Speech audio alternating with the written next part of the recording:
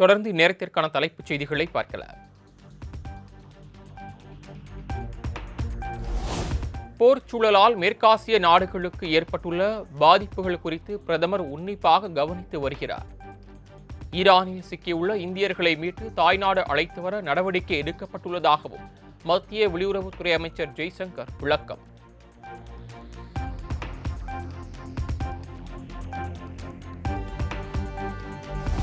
எரிபொருள் விலையை கட்டுக்குள் வைப்பதற்கான அனைத்து நடவடிக்கைகளும் மேற்கொள்ளப்பட்டு வருகிறது. மாநிலங்களவையில் மத்திய வெளியுறவுத்துறை அமைச்சர் ஜெய்சங்கர் திட்டவட்டம்.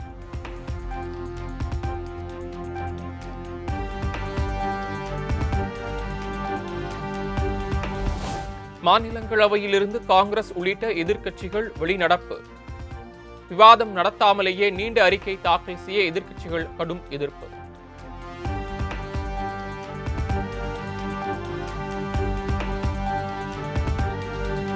வளைகுடா நாடுகளில் சிக்கி தவிக்கும் இந்தியர்களை மீட்க வலியுறுத்தி நாடாளுமன்ற வளாகத்தில் காங்கிரஸ் உள்ளிட்ட எதிர்க்கட்சியினர் போராட்டம்.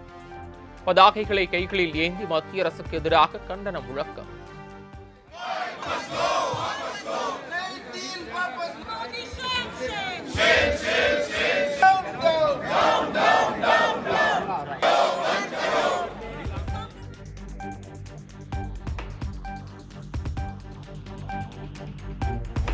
திருச்சி மாவட்டம் சிறுகனூரில் இன்று மாலை மிக பிரம்மாண்டமாக நடைபெறவுள்ள திமுக மாநில மாநாடு. திருச்சி விமான நிலையத்தில் திமுக தலைவரும் முதலமைச்சருமான மு.க. ஸ்டாலினுக்கு கட்சி நிர்வாகிகள், தொண்டர்கள் உற்சாக வரவேற்பு.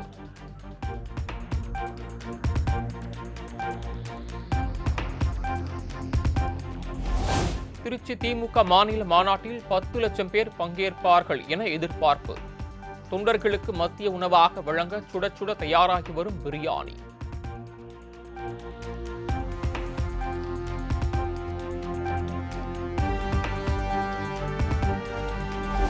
ஒரே நாடு ஒரே தேர்தல் திட்டம் கூட்டாட்சி முறைக்கு ஆபத்தை ஏற்படுத்தும் என முதலமைச்சர் மு.க. ஸ்டாலின் கண்டனம். மத்திய பாஜக அரசு கொண்டு வர முயற்சிக்கும் ஒரே நாடு ஒரே தேர்தல் என்பது நோயை விட மோசமான சிகிச்சை எனவும் விமர்சனம்.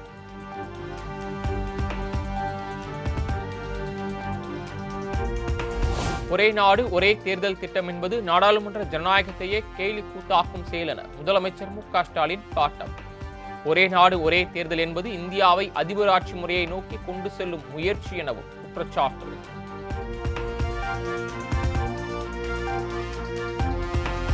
கரூரில் தாவேகா தலைவர் விஜய் பிரச்சாரத்தின் போது ஏற்பட்ட கூட்ட நெரிசலில் சிக்கி 41 பேர் உயிரிழந்த விவகாரம். ஏற்கனவே 2 முறை ஆஜரான நிலையில் நாளை மீண்டும் ஆஜராக விஜய்க்கு சிபிஐ சம்மன்.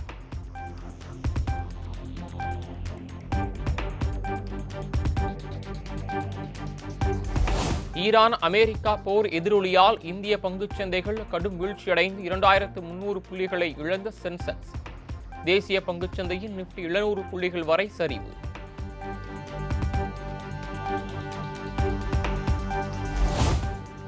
சென்னையில் ஆபரண தங்கத்தின் விலை சவரனுக்கு 800 ரூபாய் குறைவு. 1 சவரன் தங்கத்தின் விலை 1,19,600க்கு விற்கப்படுகிறது.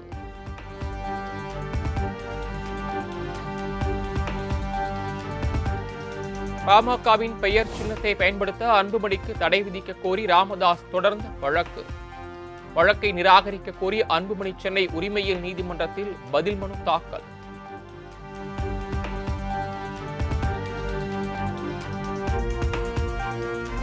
வயது, மூப்பு மற்றும் மருத்துவ காரணங்களால் ராமதாஸ் நிர்வாக முடிவுகளை எடுக்க முடியவில்லை. பாமக தலைவர் என ராமதாஸ் தன்னை அறிவித்துக் கொண்டது சட்ட விதிகளுக்கு உட்பட்டது அல்ல என அன்புமணி தாக்கல் செய்த மனுவில் தகவல்.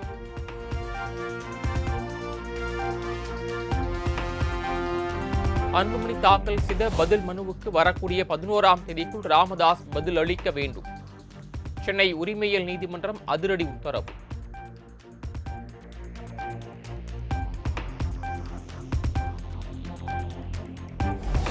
சமையல் எரிவாயு சிலிண்டர் விலை உயர்வை கண்டித்து மார்க்சிஸ்ட் கம்யூனிஸ்ட் கட்சி சார்பில் கண்டன ஆர்ப்பாட்டம். கேஸ் சிலிண்டருக்கு மாலை அணிவித்து மத்திய அரசுக்கு எதிராக முழக்கம்.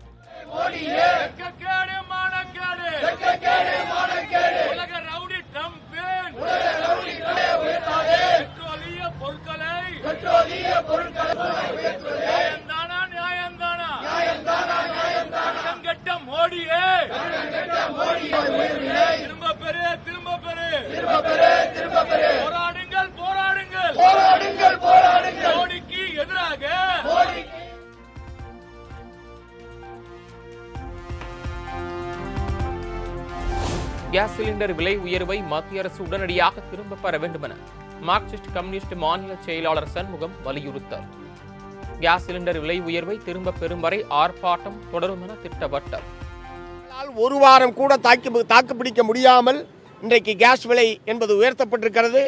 உடனடியாக இது அனைத்து மக்களையும் பாதிக்கக்கூடிய விலை உயர்வு என்கிற முறையில் உடனடியாக இந்த விலை உயர்வை திரும்பப் பெற வேண்டும் என்று மார்க்சிஸ்ட் கம்யூனிஸ்ட் கட்சியின் சார்பில் வற்புறுத்தி கேட்டுக்கொள்கிறேன்.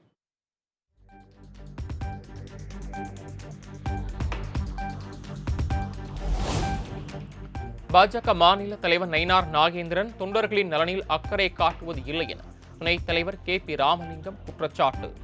ஆன்மீகத்தில் ஈடுபாடு காட்டுவது தேவைதான், ஆனால் தேர்தல் நேரத்தில் தொண்டர்கள் நலனே முக்கியம் எனவும் நயினார் நாகேந்திரனுக்கு அறிவுரை.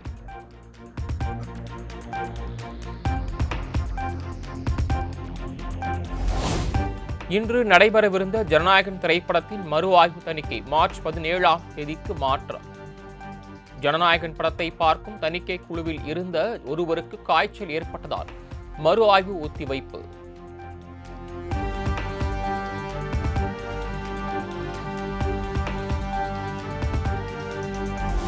சாதிவாரி கணக்கெடுப்பு நடத்த அரசாணை வெளியிடுவது உள்ளிட்ட பல்வேறு கோரிக்கைகளை வலியுறுத்தி வரும் 12ஆம் தேதி தாவேகா சார்பில் ஆர்ப்பாட்டம்.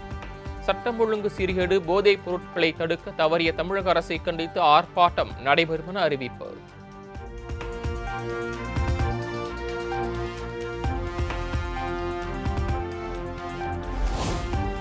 திருமண விழாவுக்கு த்ரிஷாவை விஜய் அழைத்து வந்தது நல்ல விஷயம் அல்ல என தாவேகா நிர்வாகி ரஞ்சனா நாச்சியார் விமர்சனம்.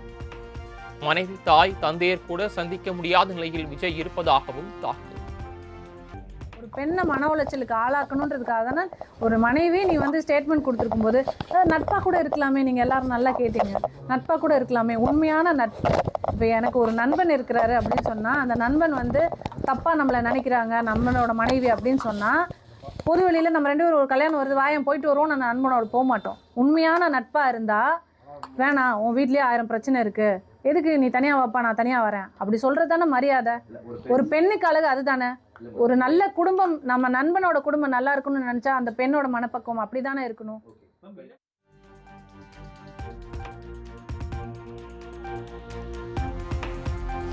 திருவாரூர் அருகே தமிழ்நாடு மத்திய பல்கலைக்கழக விடுதியில் மாணவி தற்கொலை. மாணவியின் உறவினர்கள் பல்கலைக்கழகத்தை முற்றுகையிட்டு சாலை மறியலில் ஈடுபட்டதால் பரபரப்பு.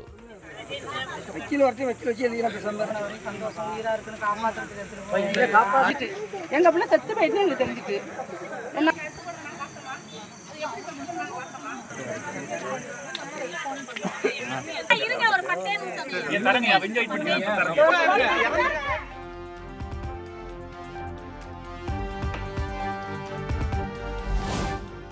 மரணம் குறித்து முறையான தகவல்களை பல்கலைக்கழக நிர்வாகம் தெரிவிக்கவில்லை. மாணவியின் கழுத்தில் அரிவாளால் வெட்டியது போல் காயம் இருப்பதாகவும் மாணவியின் உறவினர்கள் குற்றச்சாட்டு.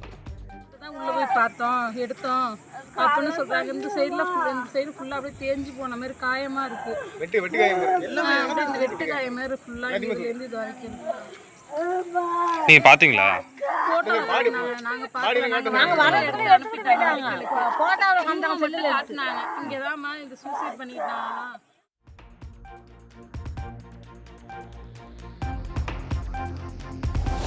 சிவகங்கை மானாமதுரையில் விசாரணை கைதி ஆகாஷ் மரண வழக்கு விசாரணை CBCIDக்கு மாற்றம். கஸ்டடி மரணம் என எதிர்க்கட்சிகள் குற்றம் சாட்டிய நிலையில் CBCID விசாரணைக்கு DGP உத்தரவு.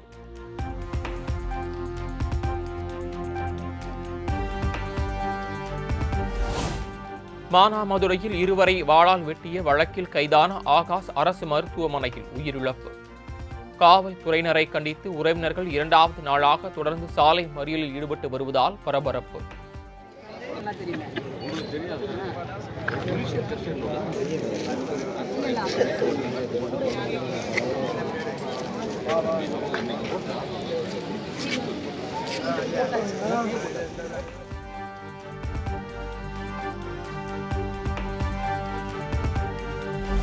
ஊத்தங்கரை அருகே வீட்டில் தூங்கிக் கொண்டிருந்த 70 வயது மூதாட்டிக்கு மர்ம நபர் பாலியல் தொல்லை. மூதாட்டியின் கணவரை கொடூரமாக தாக்கி கொலை செய்துவிட்டு தப்பியோடிய நபருக்கு போலீசார் வலைவீச்சு.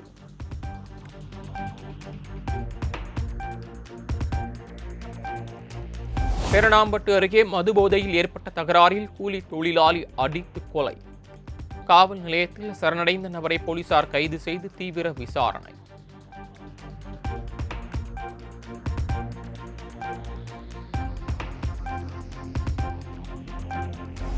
ராமநாதபுரத்திலிருந்து இலங்கைக்கு கடத்துவதற்காக பதுக்கி வைத்திருந்த 300 கோடி ரூபாய் மதிப்பிலான போதைப் பொருட்கள் பறிமுதல். இருவரை கைது செய்து காவல்துறையினர் தீவிர விசாரணை.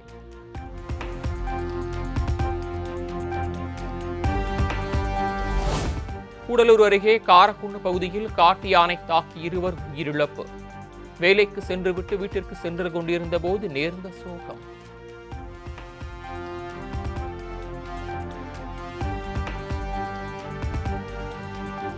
சென்னை திரிசூலம் பகுதியில் வீட்டில் தூங்கிக் கொண்டிருந்த 2 இளைஞர்களை வெட்டி கொன்ற வழக்கில் 3 பேர் அதிரடி கைது.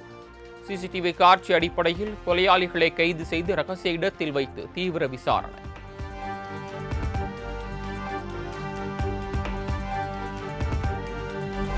சென்னை வடபழனி அருகே மகளுக்கு திருமணம் செய்து வைக்க முடியாத விரக்தியில் தந்தை கிணற்றில் குதித்து தற்கொலை.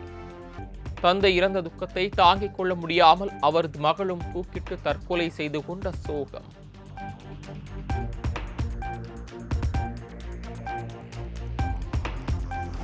பட்டுக்கோட்டையில் உயிரிழந்த தந்தையின் காலில் விழுந்து ஆசீர்வாதம் பெற்று 12ஆம் வகுப்பு பொதுத் தேர்வு எழுதச் சென்ற மகன் தந்தையின் விருப்பப்படி தான் நன்றாக படித்து பெரிய அளவில் சாதனை படைப்பேன் என கண்ணீர் மல்க பேட்டி.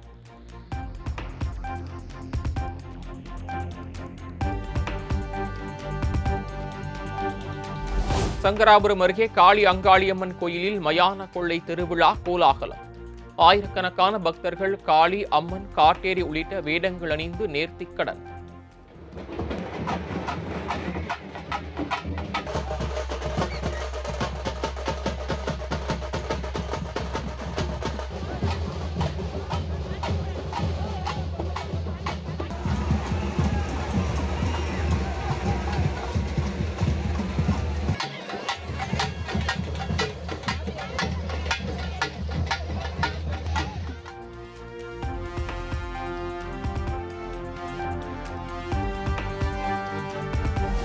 கோவை மருதமலை முருகன் கோயிலில் பக்தர்கள் செல்போன் பயன்படுத்த தடை.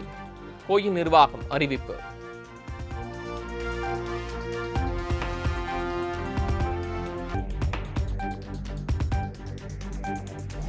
சிவகங்கை மாவட்ட ஆட்சியர் அலுவலகத்தில் 8 வயது மகனுடன் பெற்றோர் தீக்குளிக்க முயற்சி. நீண்ட நாட்களாக நீடிக்கும் இடப்பிரச்சனையை மாவட்ட நிர்வாகம் தீர்வு கண்டு தராததால் விபரீத முடிவு.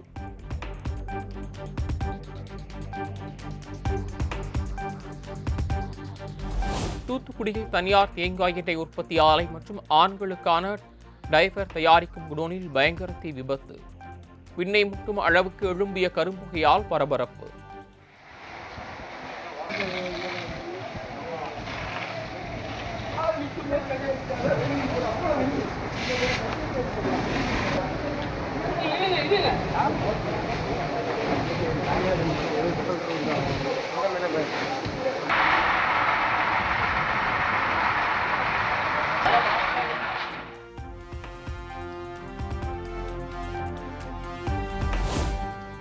பாலக்கோடு அருகே நள்ளிரவில் உணவு தண்ணீர் தேடி ஊருக்குள் புகுந்த காட்டு யானைகள்.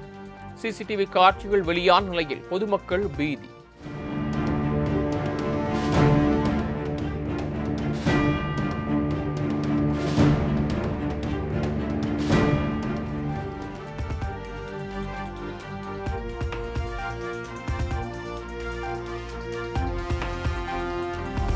நீட் நுழைவுத் தேர்வு ஆன்லைன் விண்ணப்பம் சமர்ப்பிக்க கால அவகாசம் நீட்டிப்பு. மார்ச் 11 முதல் இரவு 9 மணி வரை விண்ணப்பிக்கலாம் என தேசிய தேர்வு முகமை அறிவிப்பு.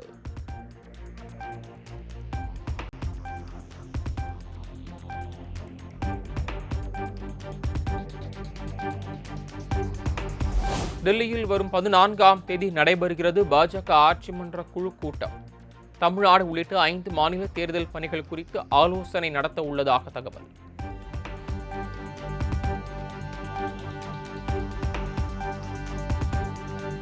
திரிணாமுல் காங்கிரசின் திமிர் பிடித்த அரசியலை தோற்கடிப்போம் என பிரதமர் நரேந்திர மோடி சபதம். ஆட்சி அதிகாரத்திலிருந்து முற்றிலுமாக அகற்றப்பட நாள் வெகு தொலைவில் இல்லை என்றும் பிரதமர் நரேந்திர மோடி சூளுரை.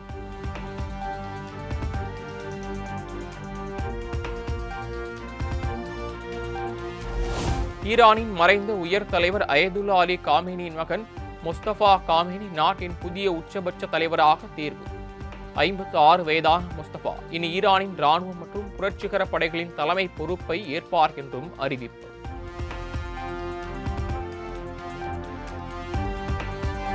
ஈரான் போரால் கிடுகிடுவென உயர்ந்து வரும் கச்சா எண்ணெய் விலை.